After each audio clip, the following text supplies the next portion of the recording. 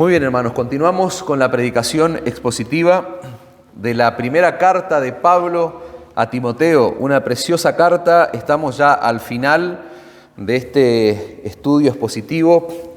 La semana pasada nosotros vimos que Pablo está dando demasiadas instrucciones a Timoteo en cuanto al trabajo que hay que hacer allí en esa iglesia en la ciudad de Éfeso.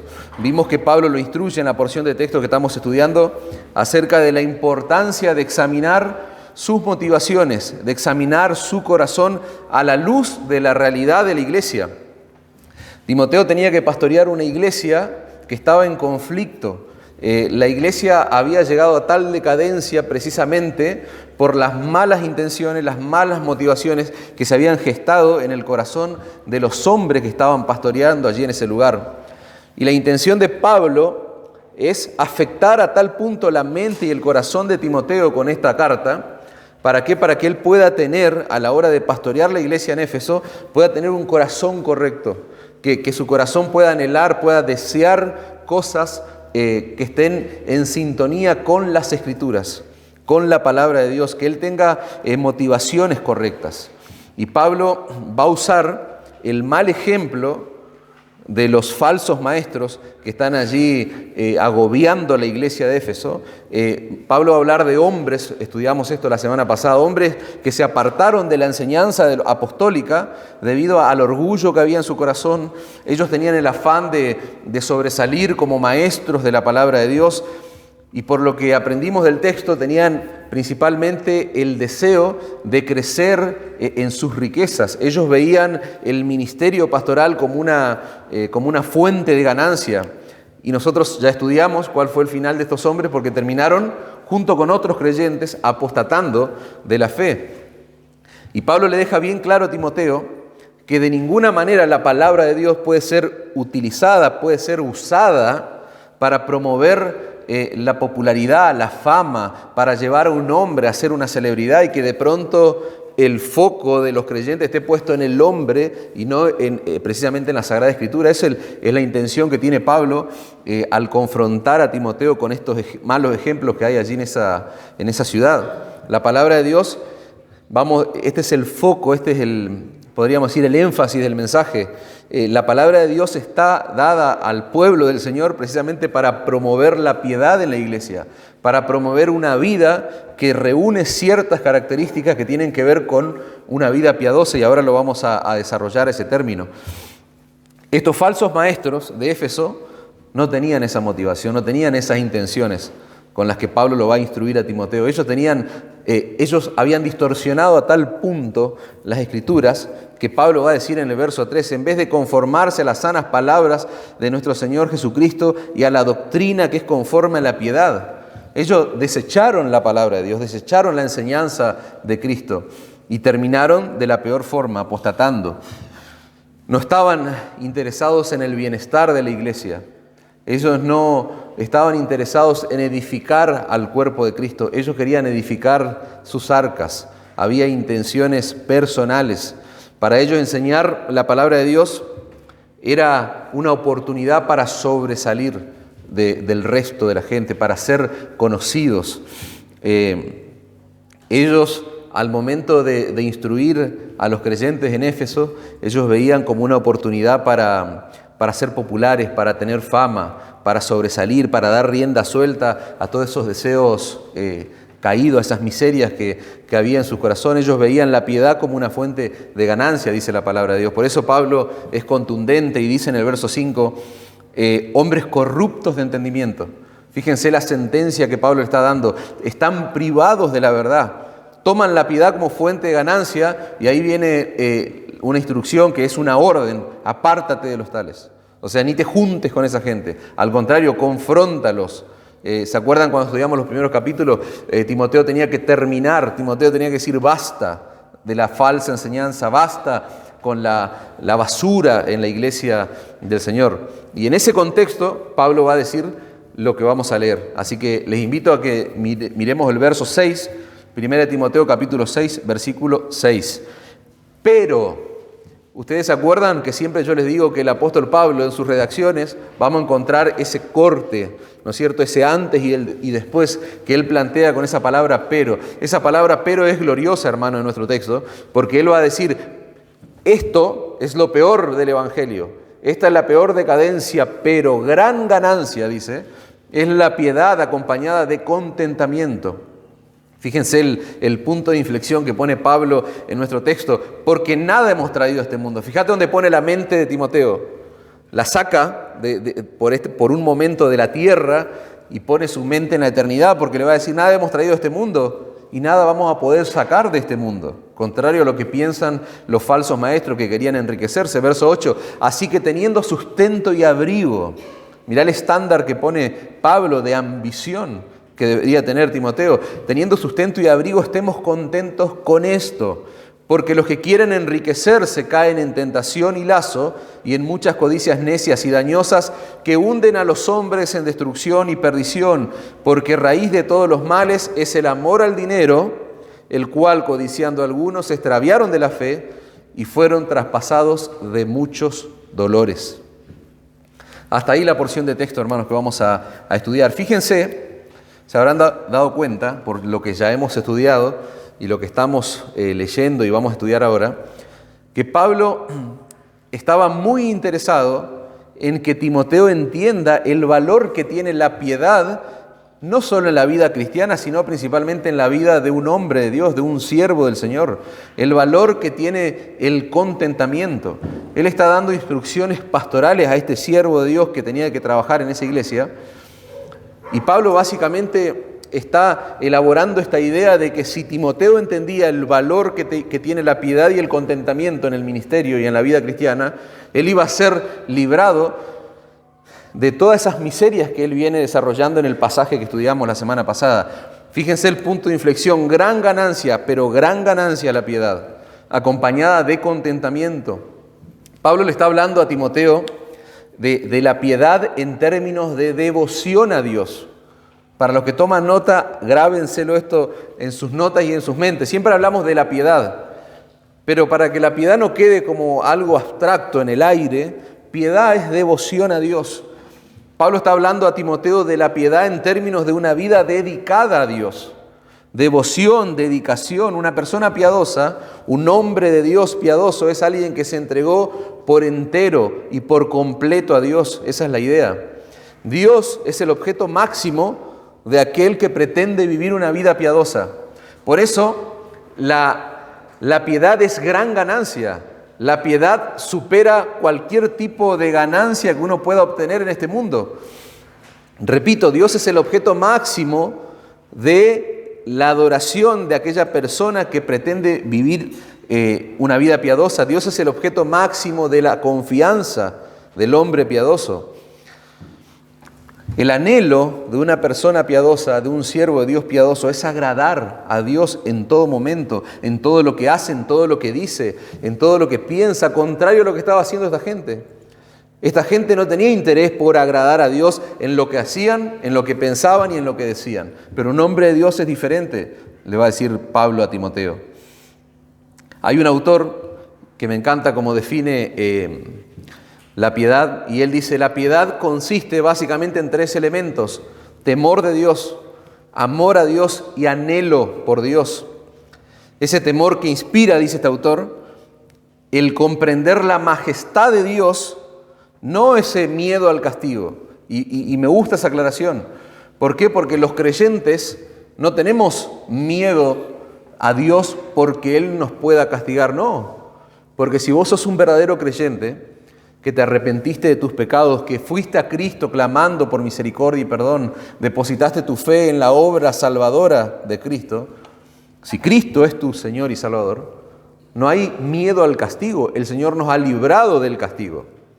Si Cristo no es tu Señor y Salvador, deberías preocuparte, pero asumiendo que no ese es el caso, porque si Cristo no es tu Señor y Salvador, vos no tenés interés por vivir una vida piadosa. Pero un creyente, un verdadero creyente, tiene interés, quiere vivir una vida que le agrade a Dios. Y esa vida piadosa podríamos resumirlo en temor a Dios, dijimos amor a Dios, anhelo por Dios, un temor santo, un temor reverente. El temor a Dios es ese sentido de reverencia que siente un verdadero creyente cuando contempla lo grande que es Dios, cuando contempla quién es Él y cuando contempla a Dios en su plenitud. ¿Cómo? A través de su palabra, a través de la proclamación del Evangelio, los pecadores van a poder contemplar a Dios. El temor a Dios comienza cuando el hombre es confrontado con el glorioso mensaje del Evangelio, hermanos. Y voy a enfatizar sobre ese punto. Es a partir de ahí cuando el hombre puede tener un temor santo y puede contemplar la grandeza de un Dios santo que no escatimó ni a su propio Hijo, como dice la palabra. Es a partir de ahí cuando el pecador comienza a tener un entendimiento de lo que es temer a Dios, cuando es confrontado su orgullo, en su soberbia, en su autosuficiencia, con el glorioso mensaje de la cruz. Cuando el Evangelio ilumina nuestra mente, hermanos, ahí es donde nosotros entendemos que ese Dios tan grande se fijó en alguien tan ínfimo, tan insignificante, tan indigno como nosotros. Y no solamente que se fijó, sino que nos adoptó como hijos. Eso es lo que dice la palabra de Dios. Nos llamó a la luz, nos llamó a la salvación. Cuando el Evangelio ilumina nuestra mente, el creyente puede tener un temor santo basado en el amor hacia Dios, basado en un amor real. Es imposible, hermano, amar a Dios correctamente sin temor a Dios.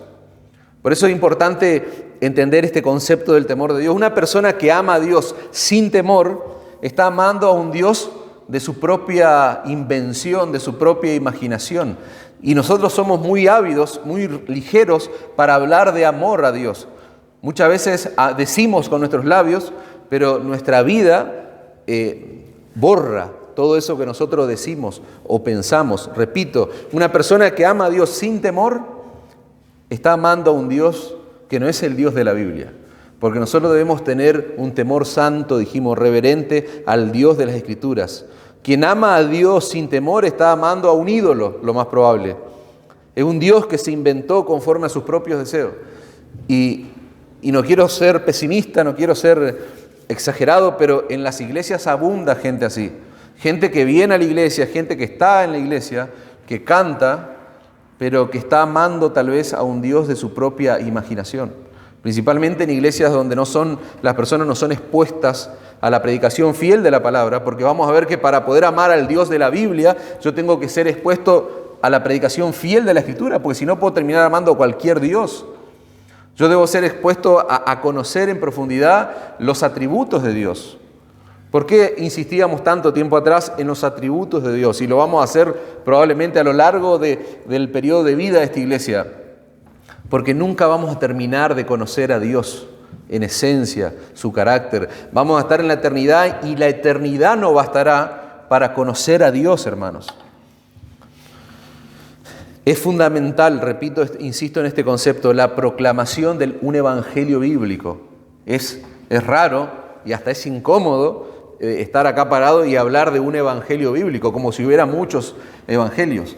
Pero la realidad de nuestros días dice que la gran mayoría de los creyentes están expuestos a cualquier cosa menos al evangelio de la Escritura. Pero si nosotros hablamos en términos de piedad, necesitamos ser expuestos a la proclamación bíblica del evangelio. El glorioso mensaje del evangelio, hermano, lo que hace es salva al que está perdido, trae luz a aquel que está sin Cristo en el mundo, pero lo que hace en el creyente es modelar una imagen correcta de Dios. Cada vez que nosotros somos expuestos a la proclamación del evangelio, se va modelando en nosotros una imagen bíblica, una imagen certera de Dios, que eso produce por un lado temor santo y por otro lado le da amor real hacia Dios.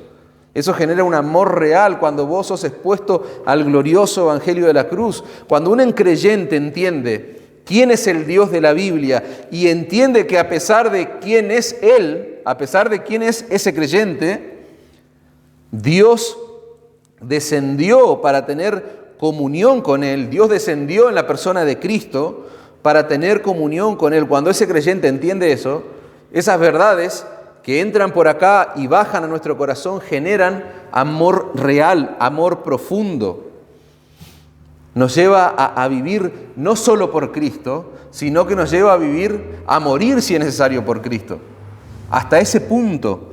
Por eso no tiene que sorprenderte cuando hay creyentes que están muriendo por la causa de Cristo. Son personas que han entendido el glorioso mensaje de la cruz a tal plenitud que a ellos no les interesa perder su vida por el Evangelio, por Cristo, porque saben que perder es ganar en ese sentido.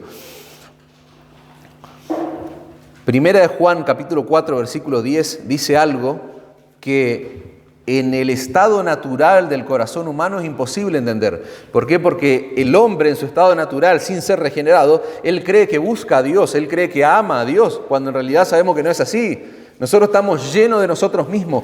El hombre sin Cristo está lleno de sí mismo y no puede entender lo que dice Juan, por ejemplo. Pero cuando el Señor ilumina nuestra mente, cuando el Señor cambia nuestro corazón, cuando nosotros de pronto podemos empezar a responder a estímulos espirituales, ahí es donde podemos entender en qué consiste el amor. ¿En qué consiste? En que nosotros, no en que nosotros, dice el texto, hayamos amado a Dios, sino que Él nos ama a nosotros. Él nos amó primero. ¿Y qué cosa? Y envió a su Hijo en propiación por nuestros pecados. ¿Te das cuenta que de ninguna manera podemos hablar en términos de amor a Dios dejando de lado el Evangelio de la cruz, dejando de lado la obra de la cruz? Lo que estimula nuestro amor a Dios es comprender realmente que Él nos amó primero. Cuando estábamos muertos, cuando no éramos nadie, cuando no éramos nada. Y no es que ahora seamos alguien o algo, nuestro valor está en Cristo. Pero, repito, lo que estimula nuestro amor es comprender de dónde Dios te sacó, de dónde Dios te rescató. Cuando un creyente tiene temor de Dios y amor a Dios, ese creyente va a anhelar estar con Dios más que cualquier otra cosa. Dijimos, estamos hablando de la piedad en términos de dedicación, en términos de devoción a Dios. Entonces, un creyente que tiene temor de Dios, un temor santo, reverente, que tiene amor a Dios, esa persona va a anhelar estar con Dios por encima de cualquier cosa. Ese temor a Dios y ese amor a Dios van a ser traducidos en anhelos por Dios. En eso consiste la piedad, hermanos. Y si vos querés tener un gráfico de lo que yo te estoy diciendo, tenés que ir al Salmo 63. Es imposible leer el Salmo 63, leer lo que David va a escribir ahí. Es imposible quedarse indiferente de lo que está diciendo el texto bíblico. David va a decir, Dios mío eres tú. Salmo 63, 1. De madrugada te buscaré, mi alma tiene sed de ti. ¿Querés entender en qué consiste la piedad en términos bíblicos? Fíjate, Dios te está diciendo. Olvídate de lo que yo pueda agregar a lo que dice la palabra de Dios. No hay nada para agregar. La palabra de Dios nos da testimonio. En la pluma ahí de David dice, Dios mío eres tú, de madrugada te buscaré. Mi alma tiene sed de ti, mi carne te anhela. En tierra seca y árida donde no hay aguas, para ver tu poder y tu gloria, así como te he mirado en el santuario. Qué interesante, en tierra seca y árida, no en un paraíso, no, bajo cualquier circunstancia, sea buena o sea mala, está diciendo David, mi alma tiene sed de ti, mi carne te anhela. David estaba contemplando la majestad de Dios a través de la fe, hermano, al punto que él dice, mi carne, mi cuerpo, todo mi ser te necesita, todo mi ser tiene sed de ti. La vida piadosa tiene que ver indudablemente, hermano, con una búsqueda intencional de Dios luego de tu conversión. Antes no buscábamos a Dios, buscábamos beneficios, buscábamos todo lo que tenía que ver con el yo. Pero a partir de que el yo desterrado de nuestro corazón y Cristo comienza a ocupar el lugar que le corresponde a Él, siendo el Señor y Salvador de nuestra vida, ahí es donde nosotros podemos verdaderamente buscar a Dios, podemos verdaderamente vivir una vida piadosa. Versículo 3 del Salmo 63, porque mejor es tu misericordia que la vida, mis labios te alabarán. Fíjate, la pregunta es, ¿llegaste al punto de tu vida cristiana donde vos podés decir las mismas palabras que David? Vos podés gritar a los cuatro vientos, mejor es tu misericordia que la vida. Como decía Job, aunque Él me mate, yo aún así voy a seguir confiando en Él, mis labios te alabarán. Versículo 3, ahí lenguaje actual. Más que vivir, prefiero que me ames. Te alabaré con mis labios. Mientras viva te alabaré, dice David. Alzaré mis manos para alabarte, versículo 5. Con mis labios te alabaré y daré gritos de alegría. Eso me dejará más satisfecho que la comida más deliciosa. Me acuesto y me acuerdo de ti durante toda la noche. Estás en mis pensamientos. Esto no es una carta de amor hacia una mujer, hermanos. Esto es una carta de amor a Dios. Esto es lo que escribe, esto es lo que piensa, esto es lo que siente un hombre conforme al corazón de Dios, un hombre piadoso. Con mis labios te alabaré. Dice, eso me dejará satisfecho. Me acuesto y me acuerdo de ti durante toda la noche, estás en mis pensamientos. Tú eres quien me ayuda. Soy feliz bajo tu protección, dice David. A ti me entrego por completo porque tu gran poder es mi apoyo. La Reina Valera 60 dice, porque has sido mi socorro y en la sombra de tus alas me regocijaré. Está mi alma apegada a ti, tu diestra me ha sostenido. Eso lo cantamos en una canción. Hay una hermosa canción que está basado en este texto. Eso es piedad, hermano. Un alma apegada al Señor. Mi alma está apegada a ti, dice, tremendo. A ti me entrego por completo, a ti me aferro, dice otra traducción. Va tomando dimensión lo que es la piedad, hermanos. Y Pablo le va a decir, volviendo a nuestro texto, Pablo va a decir que esa piedad acompañada de contentamiento, o sea, una vida con estas características, una vida pegada al Señor, acompañada de contentamiento, es el tesoro más grande, es el tesoro más valioso. Y esa palabra contentamiento yo quiero explotar tu cabeza con esa palabra, porque vas a ver en qué consiste el contentamiento en la vida del creyente. Esa palabra contentamiento que Pablo está usando en nuestro texto puede ser traducida como sentirse satisfecho o sentirse suficiente. Esa es la idea. Contentamiento es sentirme satisfecho o sentirme suficiente. Da la idea de una persona que se siente tan saciado en sí mismo por Cristo que ya no necesita nada más. Repito, el contentamiento en la vida del creyente tiene que ver con un sentido, un sentimiento de satisfacción completa que no tiene que ver con autosuficiencia. Yo soy de pronto autosuficiencia. No, tiene que ver con vos, tiene que ver con Cristo, con la presencia de Cristo en tu vida. Al punto que vos llegás a la conclusión de que no necesitas nada más, nada más. Cristo no es todo, decía Paul Washer en un video que miraba hace unos días. Todo lo que vos necesitas, Cristo es lo único. Cristo es lo único que tiene el creyente. Lo único, hermanos. De ese tipo de contentamiento, de suficiencia, el que está hablando Pablo. Allí a Timoteo, la palabra contentamiento significa una suficiencia interna que nos mantiene en paz a pesar de circunstancias externas y a pesar de lo que tenga o lo que dejo de tener. Siguiendo la línea del texto, hablando de estos hombres que buscaban solo ganancias. Filipenses 4:10, voy a leer lenguaje actual, va a decir Pablo, me alegro mucho que como hermanos en Cristo, le va a decir a los filipenses, al fin hayan vuelto a pensar en mí. Yo estaba seguro de que no me habían olvidado, solo que no habían tenido oportunidad de ayudarme. No lo digo porque esté necesitado, pues he aprendido a estar satisfecho, ahí está la palabra, con lo que tengo. La Reina Valera 60 dice, he aprendido a contentarme. Esa es la palabra en nuestro texto.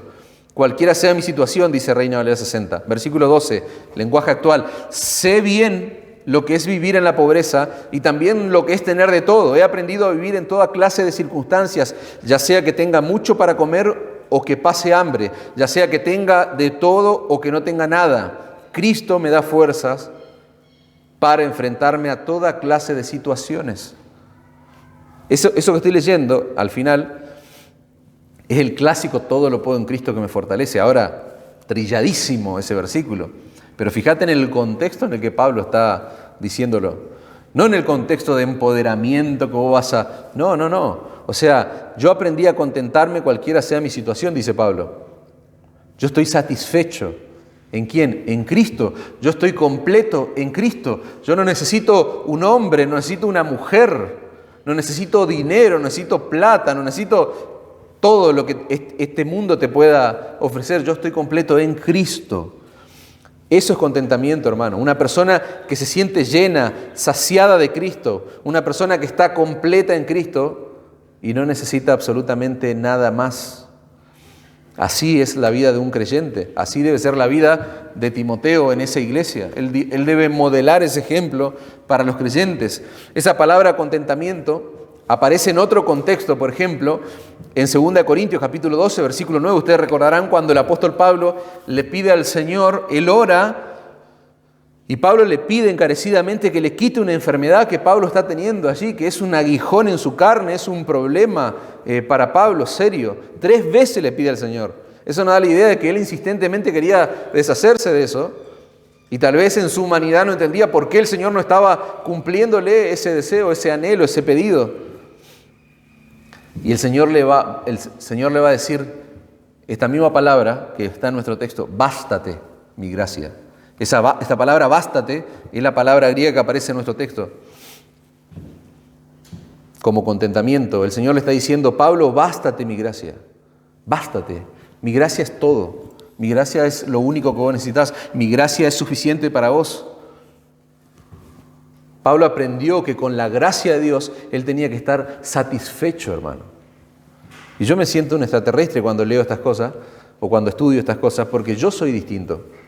Y mi corazón continuamente tan engañoso me lleva a maquinar pensamientos, a maquinar deseos, motivaciones, actitudes que están lejos del estándar que Dios pone en nosotros.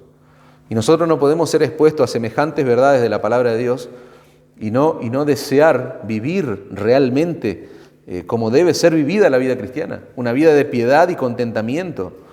Bástate mi gracia, Cristo es suficiente. Mi amor es todo lo que necesitas, se traduce en el lenguaje actual. La gracia de Dios, el amor de Dios. Estamos en paz con Dios, hermanos. ¿Te das cuenta que el que entiende el Evangelio entendió todo de la vida? El que entiende el Evangelio lo entendió todo. Y si vos entendés el Evangelio, vos entendiste todo, más que las mentes más brillantes de este mundo.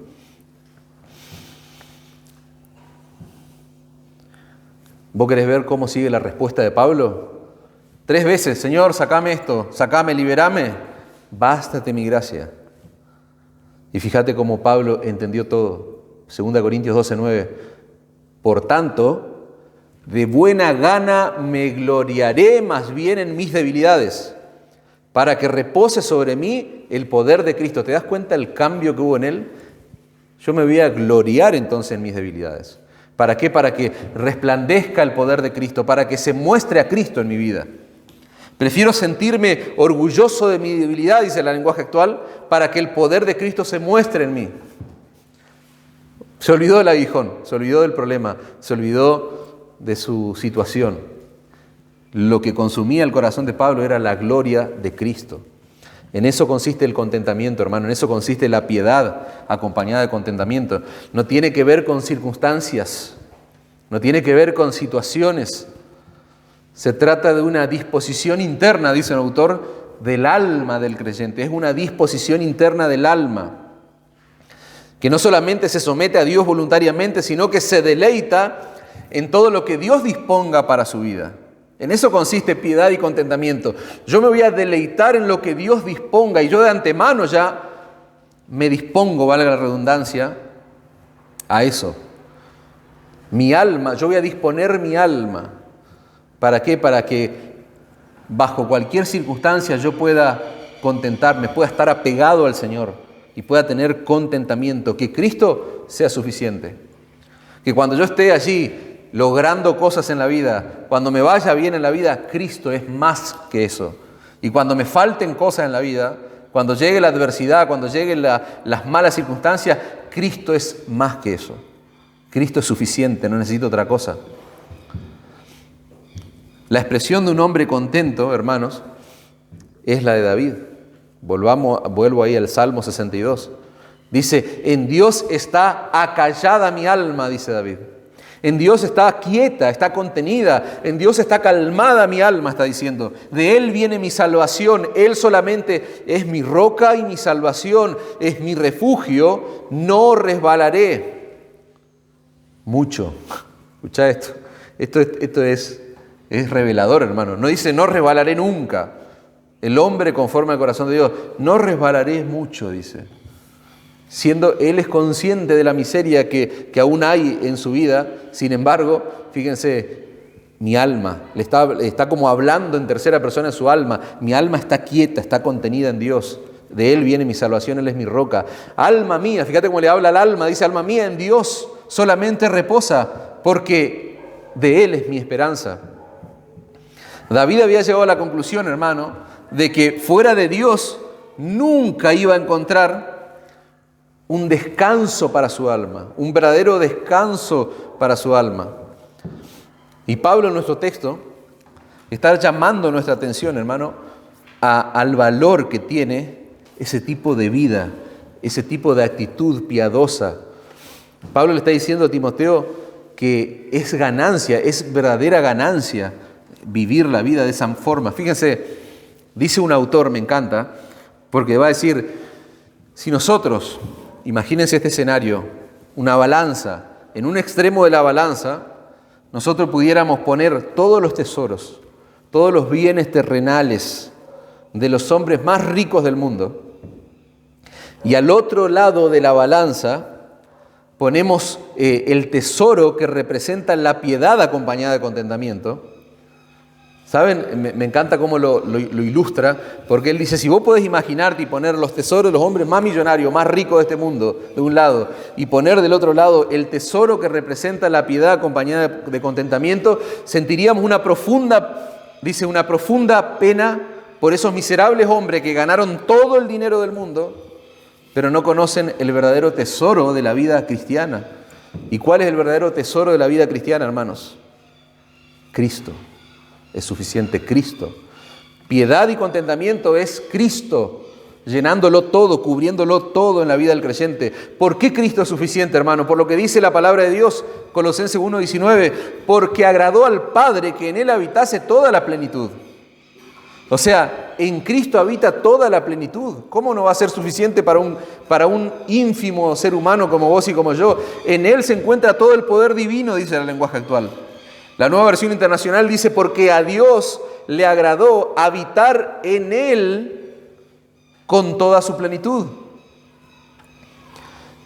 Y por medio de Él reconciliar, dice, consigo todas las cosas, las que están en la tierra como las que están en los cielos, haciendo la paz mediante la sangre de su cruz.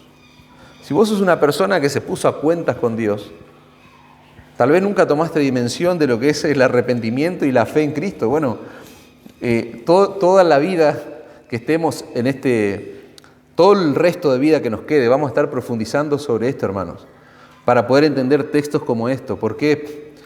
Porque Cristo lo supera todo. Cristo es más valioso que todo. Por eso, si tenés a Cristo, lo tenés todo. ¿Te das cuenta que parece un cliché la frase, pero ahora tiene otra dimensión? Si vos no tenés a Cristo, no tenés nada. Pero si tenés a Cristo, lo tenés todo. ¿Por qué? Porque en Él habita toda la plenitud de Dios. Dios determinó, a Dios le agradó que sea así.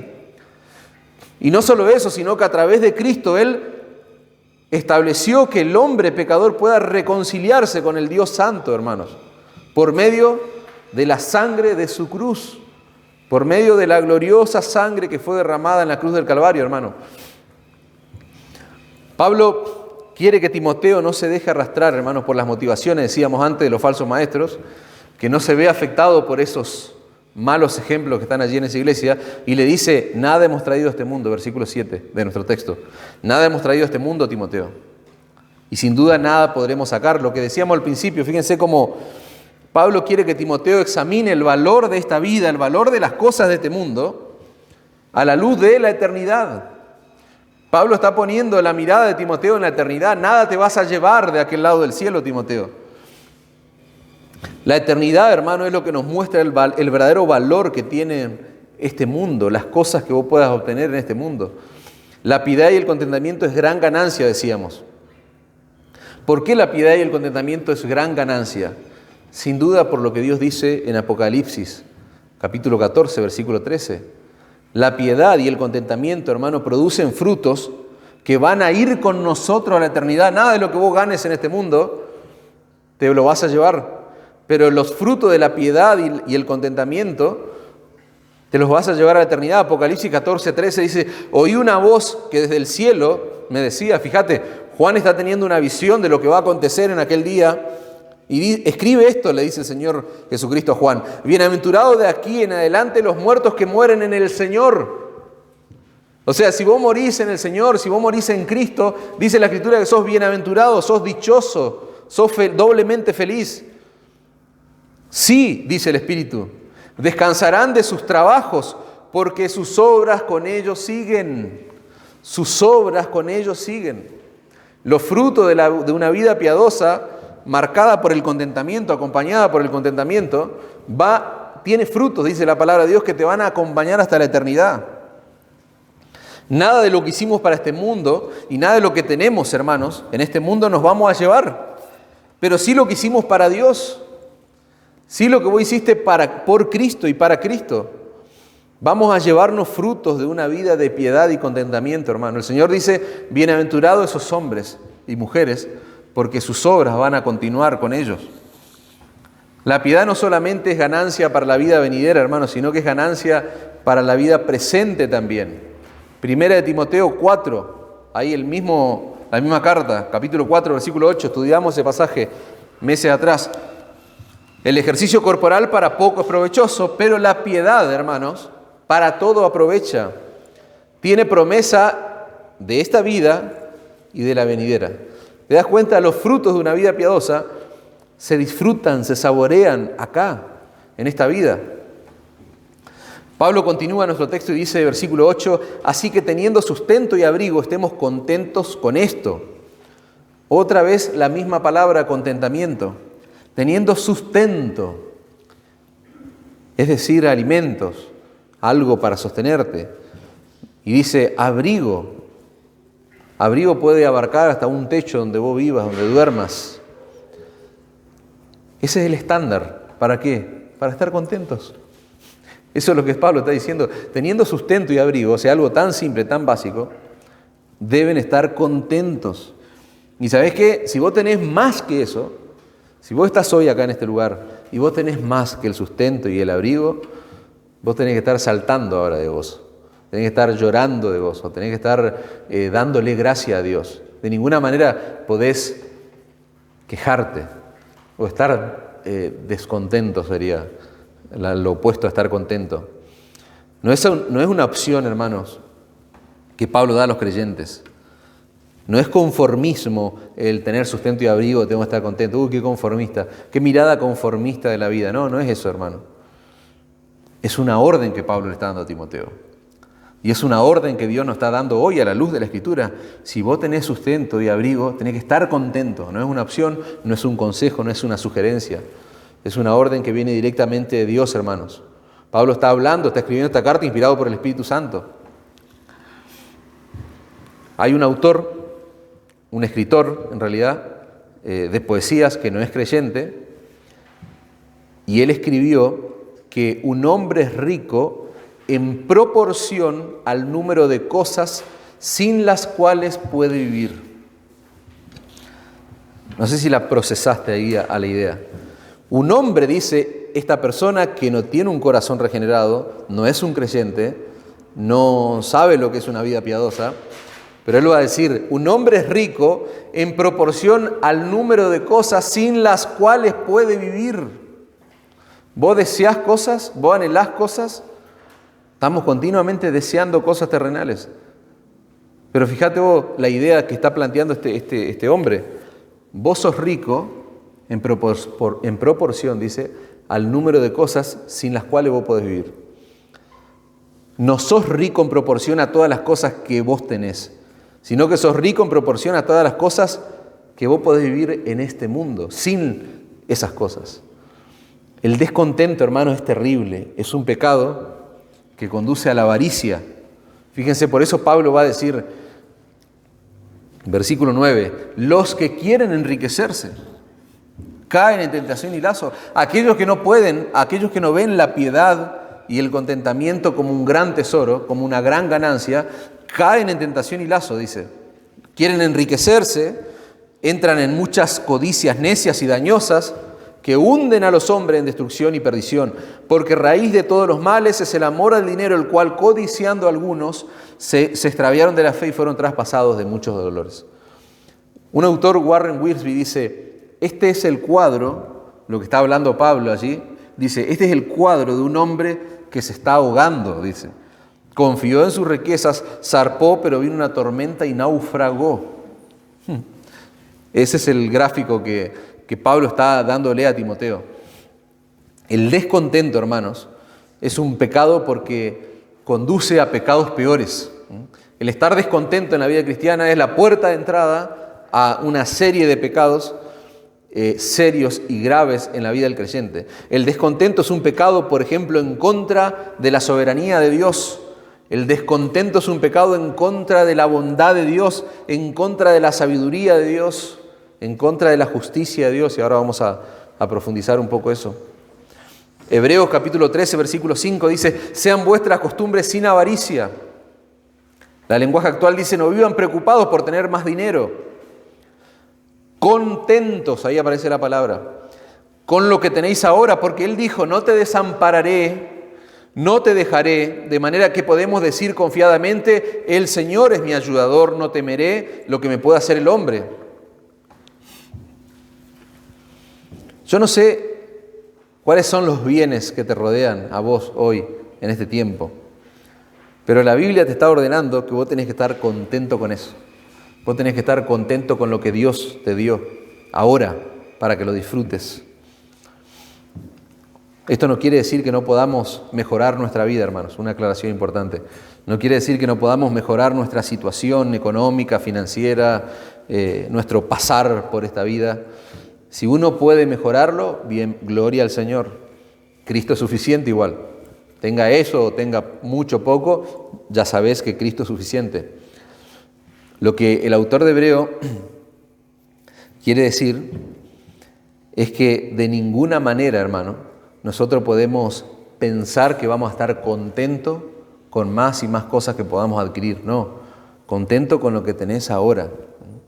Si yo tengo o no tengo, será resultado del plan de Dios, de la soberanía de Dios.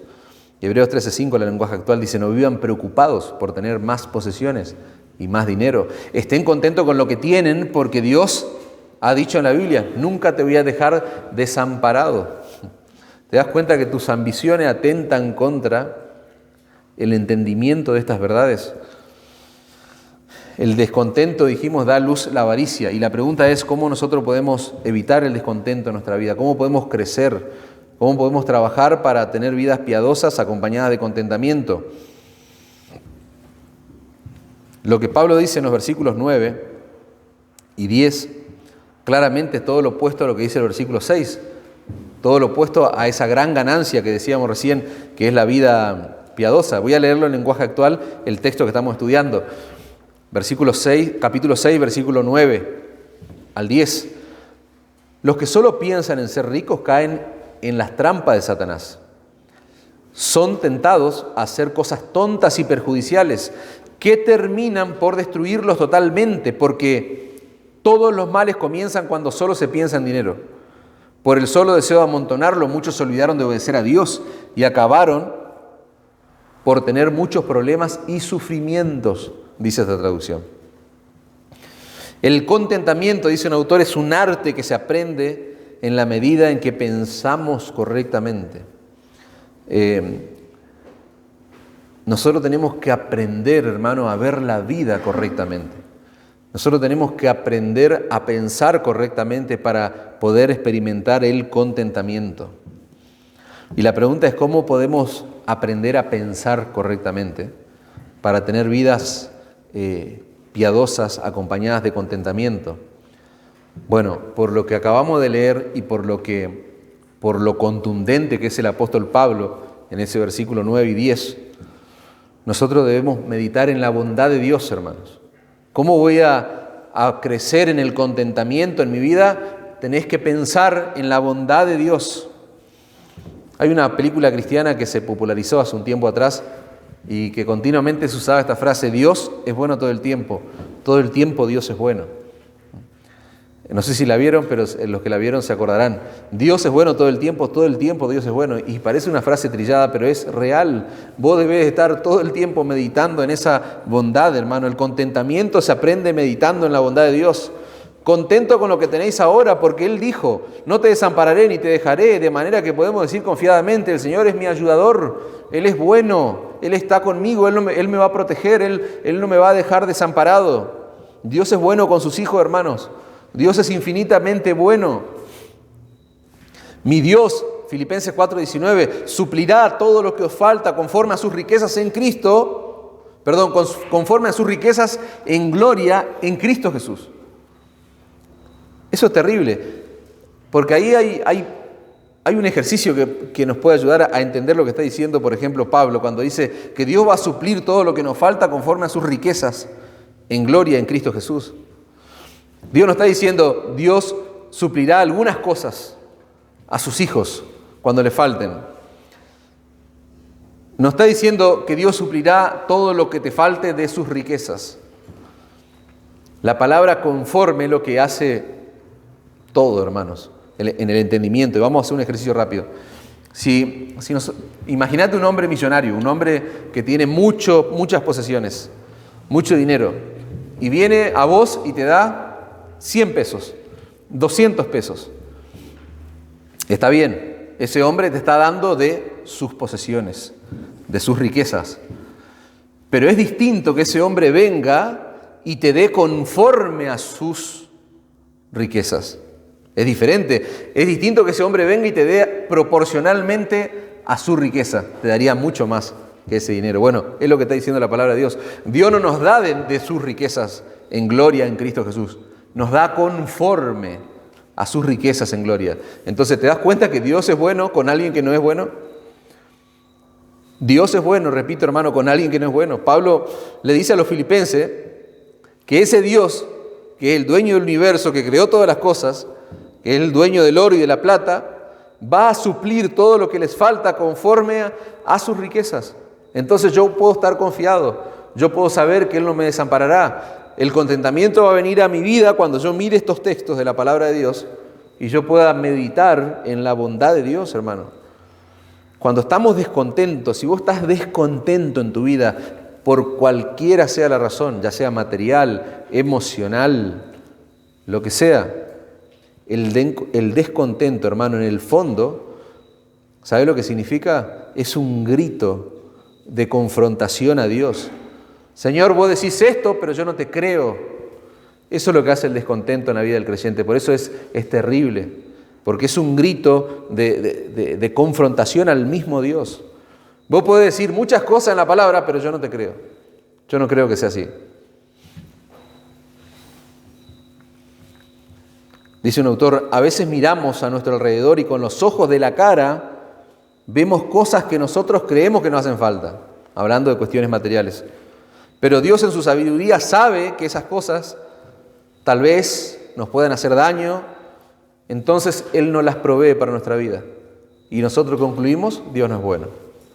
A veces pasa, lamentablemente, en las mejores familias, en los mejores creyentes. Dijimos, ¿qué puedo hacer para crecer en contentamiento? Meditar en la bondad de Dios. Otra cosa, meditar en la omnisciencia de Dios, hermanos. Yo puedo pensar que Dios es bueno, pero tal vez no estoy muy seguro de que Él esté al tanto de lo que me está pasando. Tal vez vos me decís, no, yo no te voy a discutir, Dios es bueno, y lo dice la palabra de Dios, y yo creo en eso. Pero la pregunta es, ¿vos estás seguro de que Él está al tanto de tu vida? ¿De que Él está teniendo control soberano sobre tu vida? Dios es omnisciente, hermano. La Escritura dice, vuestro Padre sabe de qué cosa tenéis necesidad antes de que vos se las pidas. Eso es omnisciencia. Lucas 12:29, vosotros pues no os preocupéis por lo que habéis de comer, ni por lo que habéis de beber, ni estéis ansiosos, ni estén en ansiosa inquietud. Porque todas estas cosas buscan la gente del mundo. Pero vuestro Padre sabe de qué tenéis necesidad. Mas buscad el reino de Dios y todas estas cosas serán añadidas. Lucas 12:29 al 31. En tercer lugar, hermano, debemos meditar en lo que merecemos. Dijimos, vamos a meditar en la bondad de Dios, Vamos a meditar en la omnisciencia. ¿Y sabés lo que vos tenés que meditar para crecer en contentamiento? En lo que mereces. Si hay algo que destruye tu egoísmo, tu soberbia y tu orgullo, es el Evangelio de Cristo. Aprendemos a contentarnos, hermano, cuando a la luz del Evangelio meditamos en lo que merecemos. Nunca te olvides de esto, de lo que vos merecías. Todo lo que no es el infierno, dice un autor, ya es pura gracia. Escuchá esto, todo lo que no es el infierno ya es pura gracia. Otro autor dice, cada vez que respirás, estás inhalando misericordia de Dios. Cada vez que respirás, estás inhalando misericordia de Dios. En este momento hay miles de gente, millones tal vez, que están muriendo y sin embargo Dios determinó que vos estés respirando todavía. La última canción que cantamos decía, de dignidad indigno soy. Esa canción hay que cantar, hermano. Eso no está puesto al azar allí, está puesto a propósito, por lo que estamos hablando. No valgo por mi posesión. Que eso sea real en nuestra vida, de dignidad indigno soy. Pero ¿dónde está mi valor? En que Él me compró en la cruz con su sangre, dice esa canción. Pero tengo valor, pues me compró en la cruz. Cuando un cristiano no vive una vida de piedad y de contentamiento, hermano, está manifestando que tiene problemas serios con su orgullo. Es una persona que todavía no ha llegado a una profunda comprensión de su perversión. Una persona que se queja, una persona que está descontento continuamente, no comprende la gravedad de su corazón caído, de la perversión de su corazón. Esa persona no ha llegado a comprender la magnitud de su pecado, hermano. ¿Por qué? Porque cuando vos meditas en lo que vos mereces, vos decís, wow, me basta la gracia del Señor, es suficiente su amor. ¿Saben cómo oró Jacob a Dios? Esa oración que hace Jacob en la palabra de Dios debe estar en nuestros labios, hermanos. Génesis 32:10. Menor soy que todas las misericordias y que toda la verdad que has usado para con tu siervo. Terrible, hermano. Señor, soy menor que todas tus misericordias. Esa es la oración que debe estar allí en tus labios. Estamos parados en este lugar, hermano. Estamos sentados, estamos respirando, estamos vestidos. Eso ya es demasiado, hermano. Eso ya es tremendo. Como pecadores, hermano, merecíamos estar en el infierno. Esa es la realidad, la dura realidad, por más que le pese a la mente no regenerada. Pero todo pecador está bajo la ira de Dios. Merecíamos el infierno por toda la eternidad, hermano. Pero cuando estábamos muertos, ahí apareció el gran pero de la palabra de Dios, Efesios 2:4. Pero Dios, que es rico en misericordia, por su gran amor con que nos amó. O sea, Dios amó lo más miserable, lo más vil de este mundo. Cuando estábamos muertos, dice, ese Dios rico en misericordia, ese Dios lleno de amor, dice, cuando estábamos muertos en pecado, ¿qué pasó? Dice Pablo, nos dio vida con Cristo. Entonces, en esto es lo que vos tenés que meditar para crecer en contentamiento. O sea, yo merecía todo lo opuesto a lo que Dios me dio, porque Él me dio vida con Cristo, estoy unido a Cristo, por gracia soy salvo. Y juntamente con Él nos resucitó, dice Pablo, nos hizo sentar en los lugares celestiales con Cristo. Versículo 7 de Efesios 2, para mostrar en los siglos venideros las abundantes riquezas de su gracia en su bondad para con nosotros en Cristo Jesús. Porque por gracia soy salvo por medio de la fe. Y esto no tiene nada que ver con vos, es de Dios. Él es soberano, Él es grande. Dios es tan bueno, hermano, que perdonó nuestros pecados. ¿Te parece poca cosa? Dios perdonó tus pecados. Si yo pudiera conectar tu cabeza a una pantalla acá y ver la miseria que hay en tu vida, en tu corazón, saldrías corriendo. ¿Quién resistiría 2 segundos? Si todos pudiéramos ver lo que tu mente maquina. Hay pecados que solamente vos y Dios los conocen. Y el Señor perdonó ese pecado. Cristo fue a la cruz, por eso que te avergüenza aún hoy, que el diablo a veces porque Él no se olvida, ¿viste? Y Él te trae esa miseria a tu corazón. El Señor perdonó nuestros pecados, hermanos, cuando estábamos muertos. Y es tan bueno, es tan misericordioso, que todavía sigue lidiando con nosotros, todavía sigue trabajando en nosotros. Dios es bueno, hermanos, todo el tiempo, amén. Todo el tiempo Dios es bueno, dice la película. Dios es omnisciente, nosotros debemos meditar en lo que merecemos, decíamos. Debemos meditar en la soberanía de Dios, hermano, versículo 9 de nuestro texto.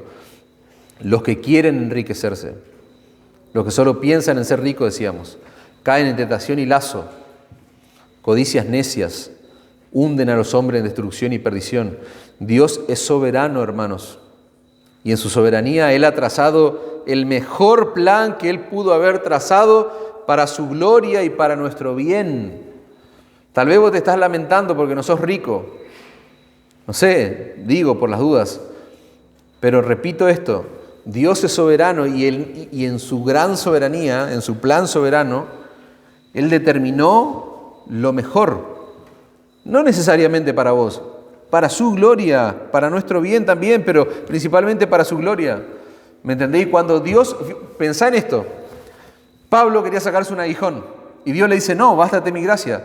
Dios había determinado, había trazado soberanamente ese plan para la vida de Pablo. ¿Para qué? Para que él reciba gloria, no Pablo. En segundo lugar, Pablo se ve beneficiado en segundo lugar. ¿Por qué? Porque eso hace un clic en la cabeza de él y él dice, no, yo ahora me voy a gloriar en mi debilidad. ¿Por qué? Porque con esto yo muestro a Cristo, yo muestro la gloria de Dios. Cuando Dios recibe gloria, hermanos, nosotros nos vemos beneficiados. Entonces, hablando de nuestro texto, dice, los que quieren enriquecerse, los que quieren ser ricos, los que anhelan cosas materiales, caen en codicias. Por eso yo debo meditar en la soberanía de Dios. En el plan que Dios trazó, hermano, Él determinó que algunos van a ser ricos, que otros van a ser pobres, que a algunos le iba a sobrar bienes, que a otros le iba a faltar bienes. A veces nosotros nos lamentamos y decimos, mira, tanto que yo pudiera hacer o tener o lo que sea, pero en el plan soberano de Dios Él determinó esas cosas. Que yo reniegue para pagar el alquiler a veces, que yo reniegue para hacer una casa, que yo reniegue para comprar un vehículo, etc. Lo que a otros les es tan fácil, hacen así, ya lo tienen. Pero esas cosas no deben afectar tu corazón, tu contentamiento. Al contrario, vos tenés que decir, este es el plan que Dios estableció para mí. Y esto no es un mensaje para que conformista, porque cualquiera podría pensar esto. No, este es un mensaje bíblico, hermano. ¿Por qué? Porque es lo que dice la palabra de Dios. 1 Samuel 2:7. Jehová empobrece, Él enriquece, abate y enaltece. ¿Te das cuenta? No es un invento mío. O sea, es lo que está diciendo la palabra de Dios. Él empobrece y Él enriquece, hermanos.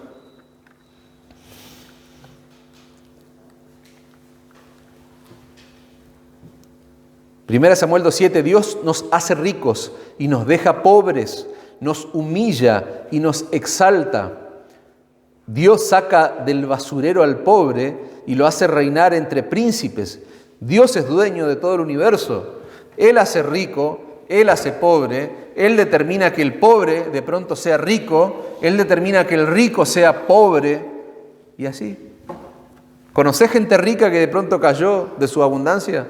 ¿Conocés pobres que de pronto, pum, están en la cima hoy? Bueno, Dios trazó un plan. Es lo que dice la palabra de Dios, hermano. Él es el dueño de todo el universo. Él hace como Él quiere. Él es soberano. Dios es soberano, hermano. Y Él hace con los suyos. Él va a hacer con ustedes como Él quiere hacer, hermano. ¿Saben lo que tienen que hacer ustedes? Confiar en su plan soberano.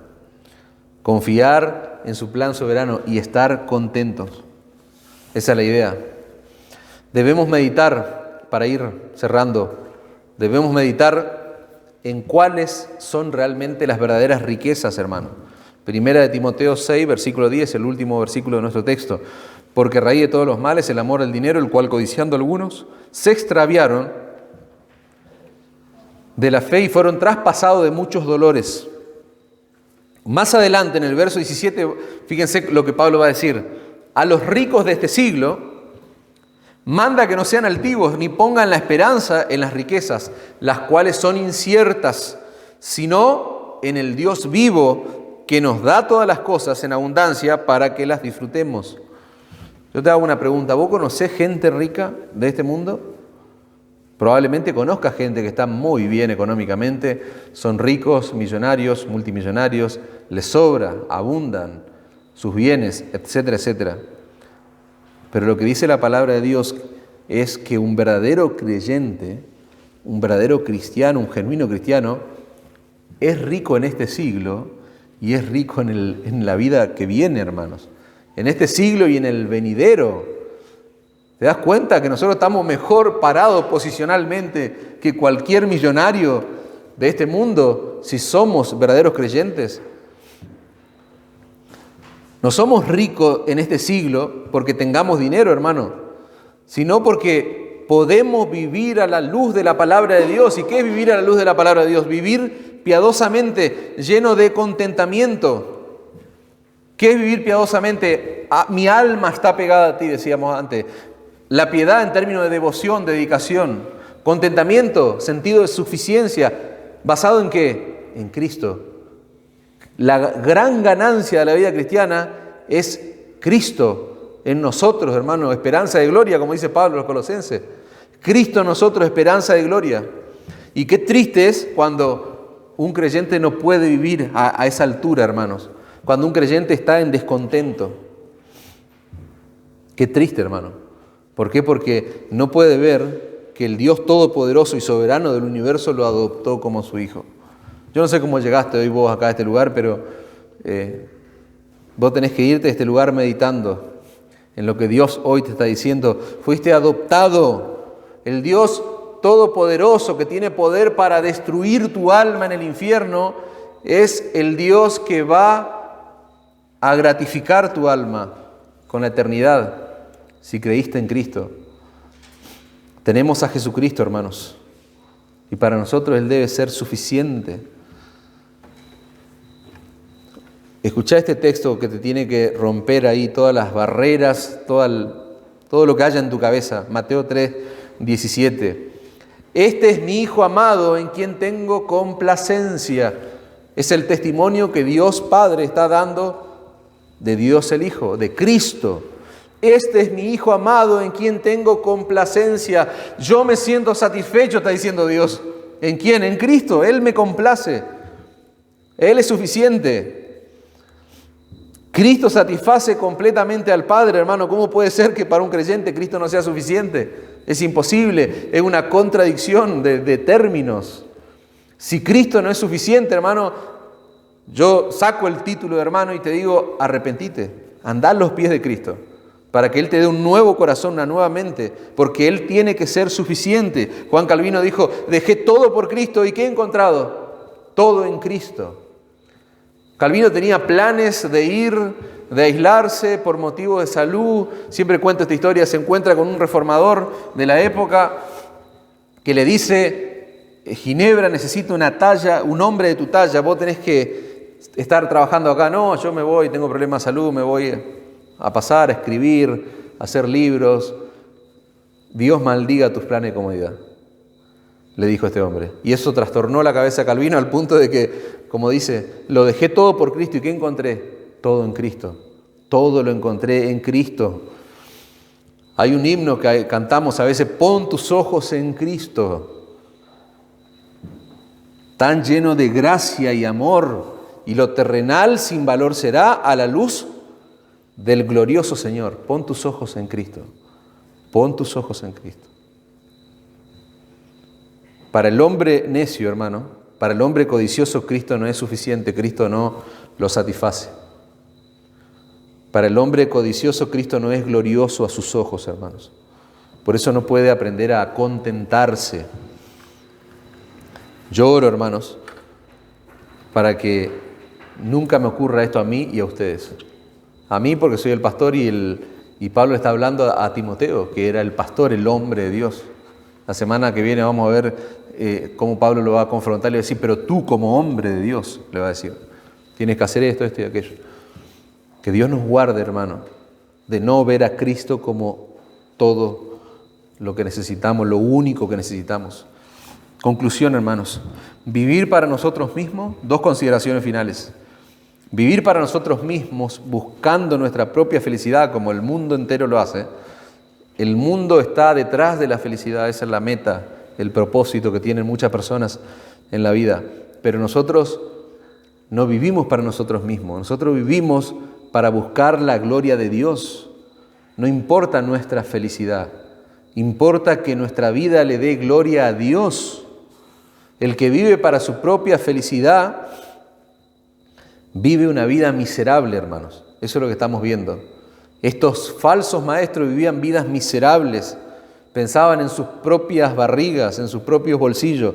Los verdaderos creyentes no somos así, hermanos. Vivir una vida con motivaciones incorrectas no solamente nos llevará a un triste final, a una vida destruida básicamente, sino que nos lleva a vivir en esta vida presente angustia, miseria, aflicción.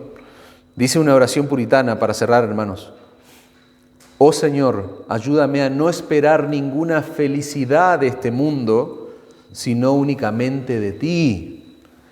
No me dejes pensar que yo sería más feliz viviendo para mí mismo.